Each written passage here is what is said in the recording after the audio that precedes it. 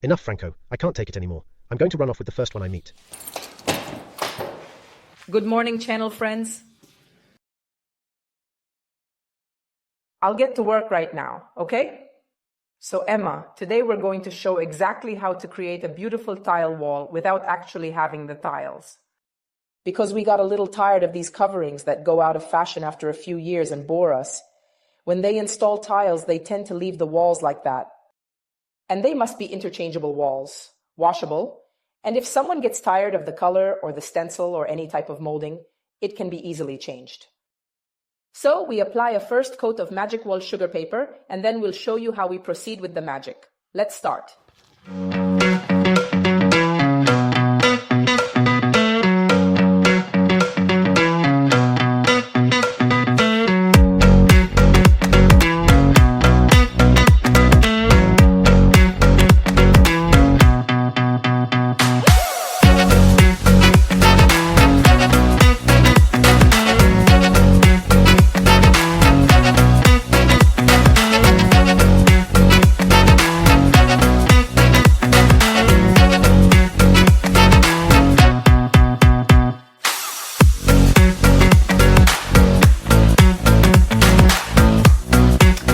Emma and I have a medium-sized wall. How many meters would that be? Did you measure before for? It's approximately 3 meters and 80. With that little corner, it makes 5. Okay, about 5 linear meters by 3 meters in height. We'll do this wall and that little wall over there with the sugar paper, right? We use the Merlino brush because it's really fast and easy to use in the sense that it has nice stubby bristles, a good reservoir, and for us, it's super easy to finish this wall by lunchtime because I want some well-made spaghetti. So let's take hold of the brushes and we'll use the can right away. We've already stirred the paint beforehand to be a little bit quicker with the work since we have cardboard boxes around and a bit of a mess. So we've already poured it, but I'll still maintain the paint in motion because by leaving the stick in here, we'll give it a stir. Remember, if you want to have the possibility to touch up the walls over time, never water down the paint.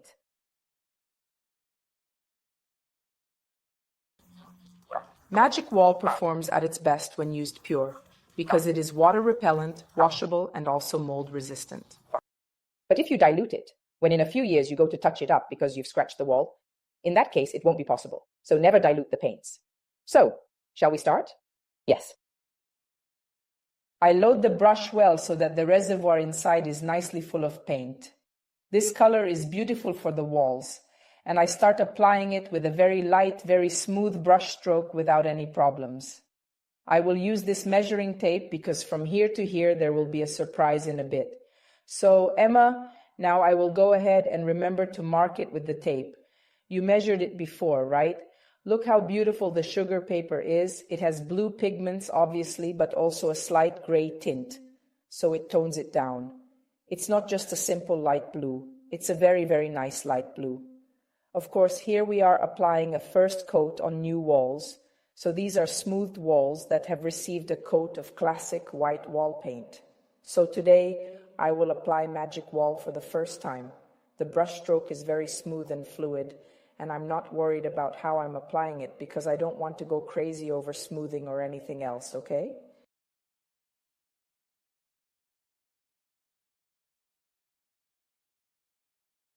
Always remember that if you do what I just did, when the paint starts to dry, instead of covering it, you will remove it because it's already drying. So when you start painting lightly, don't worry. Just start coloring and keep going slowly without thinking too much about where and how to color. It is important that we always connect to the initial section where we first applied the paint, ensuring that we can gradually and evenly expand the colored area.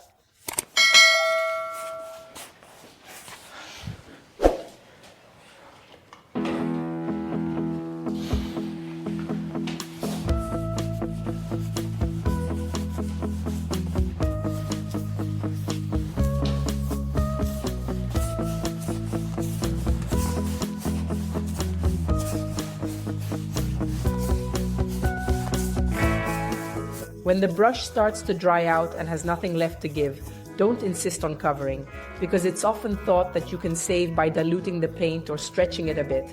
That's completely wrong. The less we spread paint, the less we dilute it, the less we scrape the bottom of the can with the brush, and the more it covers, the more costs are optimized.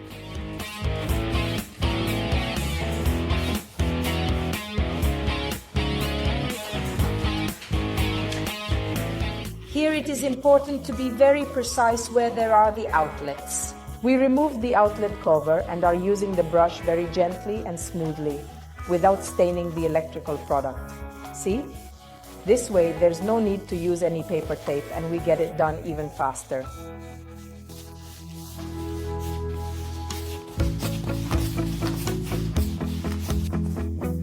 It's absolutely beautiful. It covers a lot and I really like this color shade when it dries. What do you think? It's beautiful. It adds light.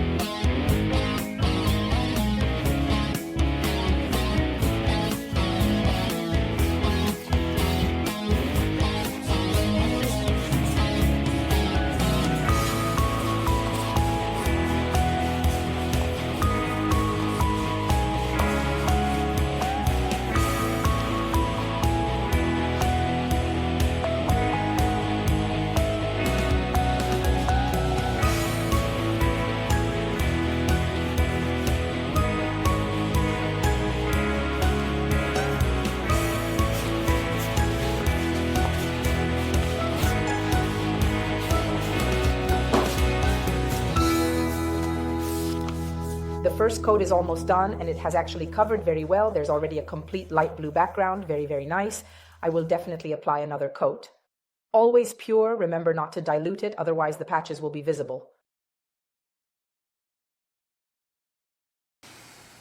We apply the second coat of paint on the entire wall. In some spots, it might not even be necessary.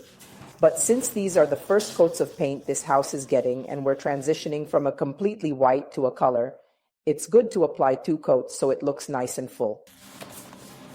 It spreads fantastically. Remember, when doing the second coat, you usually use much less paint than in the first coat. Also because the wall is smooth and absorbs much less. So there is a saving.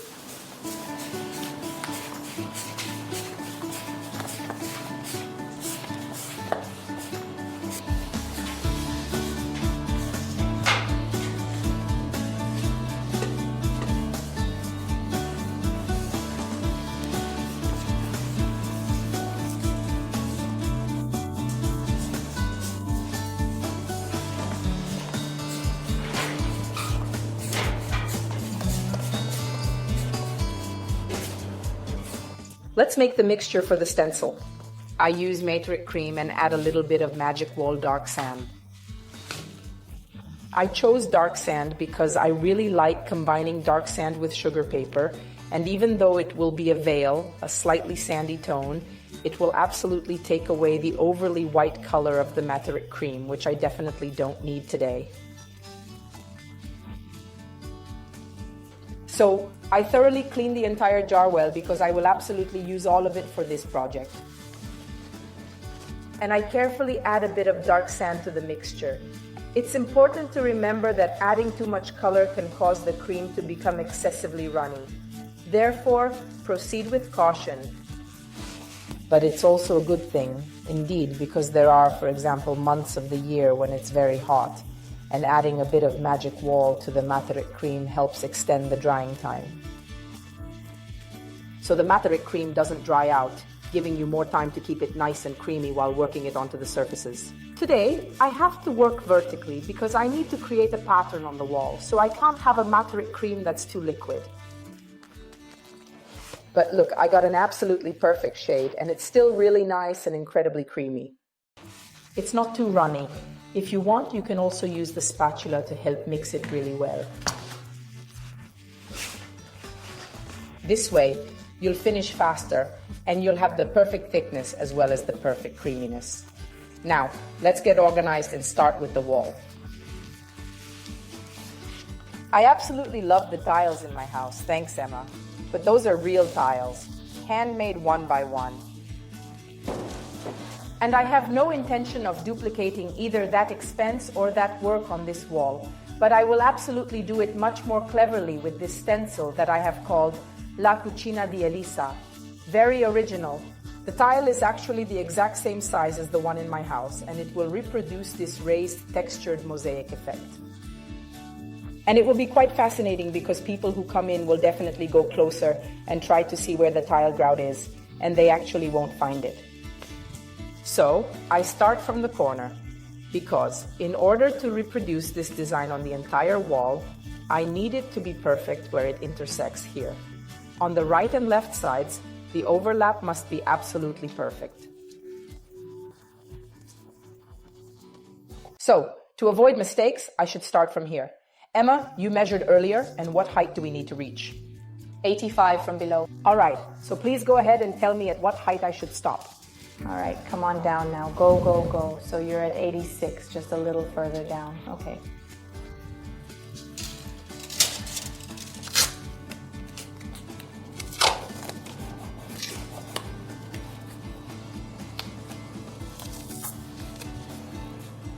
Emma and I are carefully taping the end of the cement tiles because we want the finish at the top to be pointed and precise. So I would like to have the whole tile. Why? Because not all kitchens have cabinets at the top. For example, in this kitchen, there will only be 2 small cabinets and a cooker hood. So it's ugly to see, for example, how here the trowel only makes half cementine, half tile, and it's the same on the sides. We want to make sure that every tile is completely filled, and therefore, if we do only half, as we often do on furniture, they might dry at different times. What does it mean? That you might see the step, and I don't want to sand it. So, we mask the side parts and the top parts, so that when I spread the textured paste with the spatula, I won't dirty anywhere.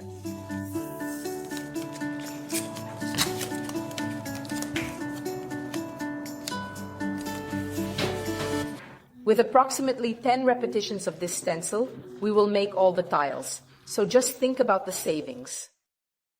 Now I take my Cenerentola spatula, which is the perfect small spatula, to create these slightly textured effects, a little bit of my textured paste mixed with magic wall, and I start with the fun. It is crucial that you avoid smudging and ensure the cream does not get underneath.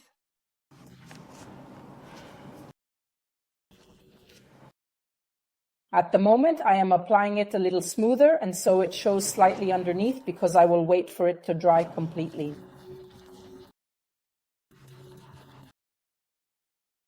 This will help me, when the first layer of Materic Cream is slightly dry but not completely dry, to apply the textured paste a second time. This way I'll be sure it doesn't drip underneath and I'll have a thicker layer. So I do the first coat and then in a few moments I go over it a second time. It dries really quickly, also because I set the air conditioner to approximately 22 degrees Celsius. So we have dry and warm air in this house. Always remember that it is not so much the temperature but the dryness of the air that allows us to dry walls, furniture and other things more quickly. Okay, look at how it is drying the first coat. So when you apply a second coat with the Materic Cream, the tile will come out perfect.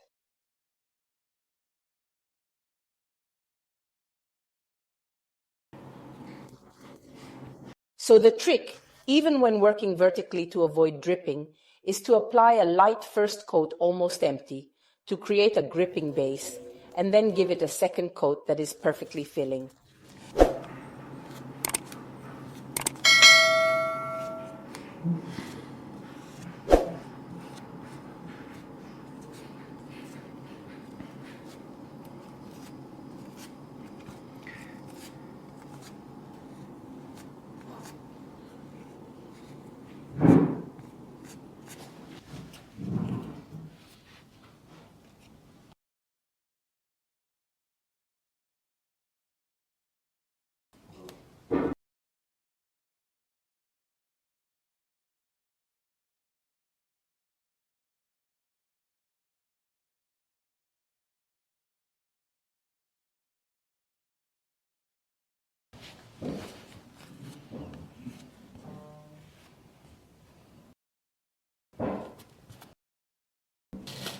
Let's remove the stencil slowly. Emma, stay there, please, and let's see if I was precise.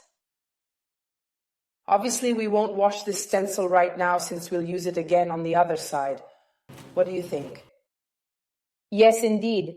All right, if you keep going like this, I will go to the very top and take care of the highest part while trying to avoid any smudging.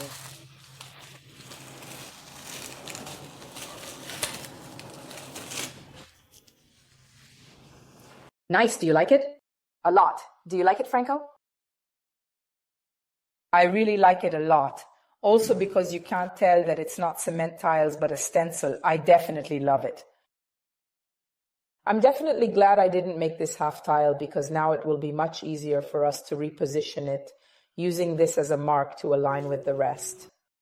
I used very little Materic Cream, and I believe with 2 jars I can do everything because the magic wall extends the drying time significantly.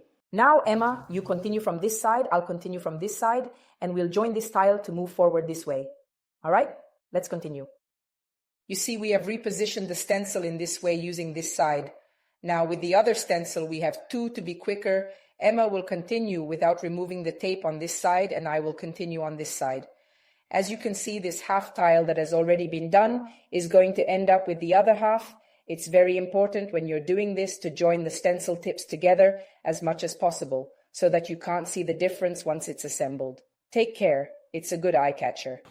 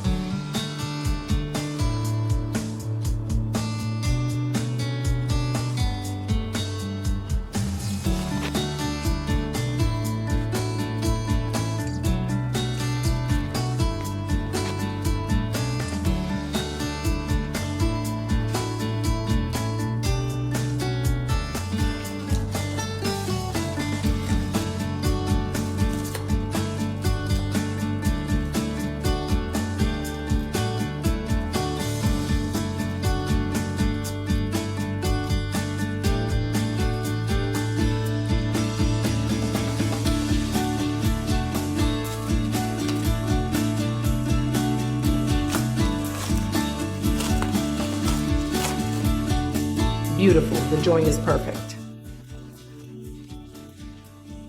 Do you clean it? Yes. Okay. Stencil finished? Yes. How many repetitions? I think 12. Because in some parts we prefer to overlap the stencil a bit and go a bit slower to be more precise. We did this to avoid smudging, so sometimes we overlap it a bit more. It was very nice because this stencil, being very wide, makes the work a lot easier. Moreover, we only used up 3 jars of Materic Cream, and that's great because we created a very thick textured surface with just 3 jars, and the surface itself is quite large. Now let's protect our beautiful decor. The wall is already very well protected because you know that Magic Wall is water repellent, washable, and it will handle a lot of humidity and splashes, the moisture from condensation. So if you have houses that have walls with insulation cladding and double or triple glazed windows and doors, you know that in this way you will be protected from a lot of flaws due to condensation, poor window opening, or air recirculation. So I highly recommend Magic Wall for these reasons as well. Additionally, it is washable, has a fantastic scent, and is very, very pigmented, so the color covers excellently and lasts a long time. Now we will protect the small mosaic tiles made with Materic Cream. This is essential because we still need to wash the tiles when we cook. I apply the Satin protective paint. I like it to match the wall, so the Magic Wall is semi-satin, and we will make the tile semi-satin as well. I added 20% water to the Satin protective paint, put it in this white tray, and I will use it with the roller. I will use the new roller that has a microfiber nap, which spreads the paint without leaving marks. It makes the surface velvety, and you definitely won't see the roller marks at all. Make sure to use a very small amount of product. You see that I let it drain very well because this particular bristle holds quite a significant amount of product. Put a little bit, you see, I drain it well and then protect. Emma helps me hold the stencil still because when I use the roller, there's a risk it might lift slightly. Actually, I'll do 2 coats with the roller because I want it to be well protected, but I have to wait for the first one to be completely dry. Look, it's not hard for me. I don't make any kind of effort. I just go over it once with the roller. The new roller snap helps me get excellent coverage. Look at how it doesn't create bubbles or leave marks when spreading. And it's really fast. Over here, which is on the side, I lay it diagonally. Here, did you see?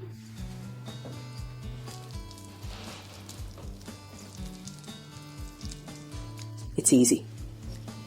By using this roller, you will definitely realize that it truly provides a very contemporary finish. In fact, you can hardly notice the mark of the support. You don't notice. Something was missing. Here I realized it was missing only because I saw it slightly lighter.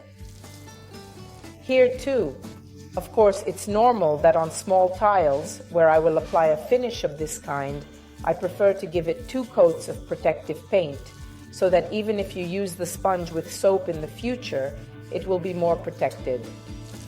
So now we remove and voila, I did everything, but you can hardly see it. I don't think I forgot anything. Okay, let's remove the stencil.